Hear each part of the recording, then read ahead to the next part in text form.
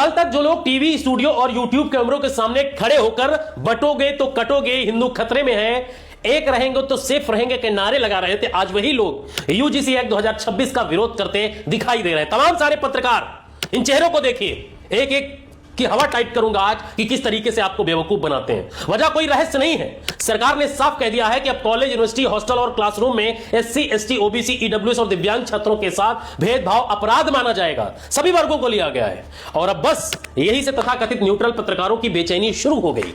UGC की आधिकारिक report बताती है कि उच्च शिक्षण संस्थानों में जातिगत शिकायतें 116% बढ़ गई हैं। यह व्हाट्सएप यूनिवर्सिटी का ज्ञान नहीं है, सरकारी डेटा है। यानी भेदभाव कोई कल्पना नहीं, हकीकत है। लेकिन जैसे ही इसे रोकने का कानून आया, तमाम सारे पत्रकार, शुभांकर मिश्रा, सुशांत सिन्हा, अभिनव पांडे, डीएनए शो और उनके जैसे कई चेहरे अचानक जनरल कैटेगरी खतरे में है, स्टूडेंट का हित खतरे में है कि राग लापने लगे। अब जरा गौर कीजिए, जब रोहित वेमुला की संस्थागत हत्या हुई तब इनमें से कितनों ने लगातार अभियान चलाया? यूपी में ओबीसी शिक्षक भर्ती घोटाले पर कितने प्राइम टाइम किया? किसने किया? 69,000 शिक्षक भर्ती में पिछड़ों के साथ हुई धांधली पर कौन सड़क पर उतरा? कोई नहीं। केंद्रीय विश्वविद्यालय में एससी, एसटी, ओबीसी की नगण्य हिस्सेदारी है, ना के बराबर प्रोफेसर है वहां पर। किसने घंटों का शो किया? किसने आवाज उठाई है? जवाब है लगभग किसी ने नहीं। लेकिन जैसे ही भेदभाव पर रोक लगाने वाला कानून आया, अचानक स्टूडेंट विरोध कर रहे हैं कि कहानी चल पड़ी। असल में विरोध छात्र नहीं कर रहे हैं, विरोध वो लोग कर रहे हैं जिनके दिमाग में यह भरा हुआ है कि भेदभाव उनका जन्मसिद्ध अधिकार है। आंकड़े चीख चीख कर सच्चाई बता रहे हैं। देश के 45 केंद्रीय विश्वविद्यालय में एससी वर्ग से सिर्फ एक कुलपति है, एसटी से सिर्फ एक और ओबीसी से महज 5।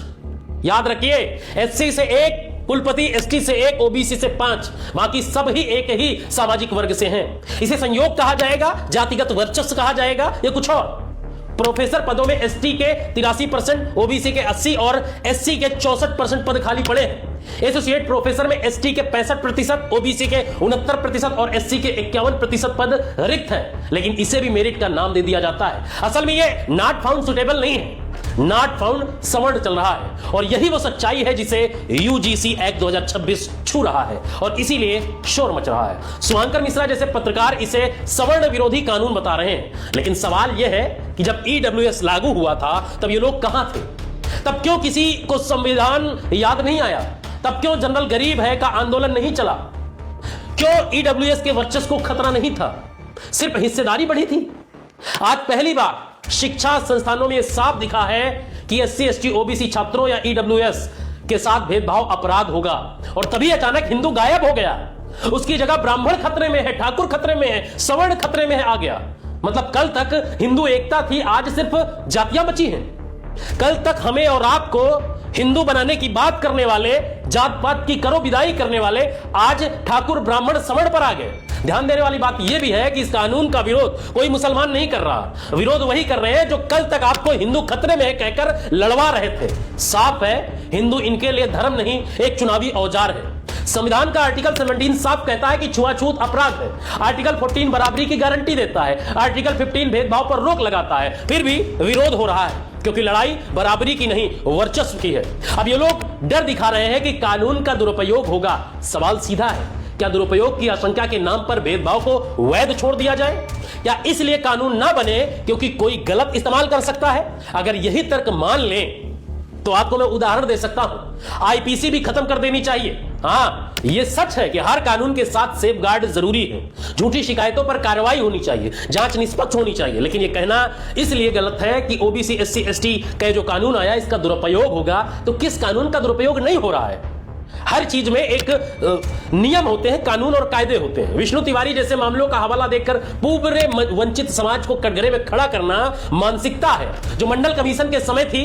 तब भी यही वर्ग सड़क पर उतर आया था क्योंकि ओबीसी को हिस्सेदारी मिल रही थी। आज भी वही वर्ग बेचैन है क्योंकि शिक्षा संस्थानों में बराबरी की बात हो रही है। लेकिन आज सोशल मीडिया के जमाने में इस आवाज को दबने मत देना, ये मैं गुजारिश भी कर रहा हूं और आपसे विनम्र निवेदन भी कर रहा हूं। अगर आज आप अपने लिए आवाज नहीं उठाओगे तो कल बिछा दिए जाओगे। असल डर यह नहीं है कि जनरल छात्रों को नुकसान होगा, असल डर यह है कि अब कॉलेजों में खुला जातिवाद नहीं चल पाएगा, प्रोफेसर छात्र को उसकी जाति पूछकर नीचा नहीं दिखा पाएगा, हॉस्टल में दलित छात्रों को अलग प्लेट नहीं मिलेगी। यही बात कुछ लोगों को खल रही है। एक लेखक स्टीवन ल्यूसन कहते हैं कि सत्ता सिर्फ कानून से नहीं सोच से चलती है। यूजीसी एक्ट 2026 ने वही सोच बेनकाब कर दी है। जो लोग खुद को न्यूट्रल बताते थे आज खुलकर अपनी साइड चुन चुके हैं और वो दिखा चुके हैं कि उनकी मानसिकता क्या है। आज देश को यह तय करना है, क्या शिक्षा संस्थान बराबरी की जगह होंगे या मनुवादी अहंकार के अड्डे बने रहेंगे? क्या हम संविधान के साथ खड़े होंगे या उस व्यवस्था के साथ जिसने एकलव्य का अंगूठा तक कटवा दिया था? मोदी दुश्मन नहीं है, दुश्मन है वो मानसिकता जो कहती है हम ऊपर हैं तुम नीचे हो। यूजीसी एक्ट 2026 उसी सोच पर चोट करता है और इसीलिए यह हंगामा हो रहा है। अब फैसला जनता का है, या तो संविधान के साथ खड़े हो जाएं या मनुवादी सिस्टम के साथ। यह तय करना पड़ेगा, क्योंकि यह सच इस देश में यही है कि जो लोग बराबरी से डरते हैं वही सबसे ज्यादा शोर मचाते हैं और वही सबसे ज्यादा डर का माहौल क्रिएट करते हैं। फिलहाल अब आप लोगों को तय करना है कि आप लोग किसके पक्ष में हैं।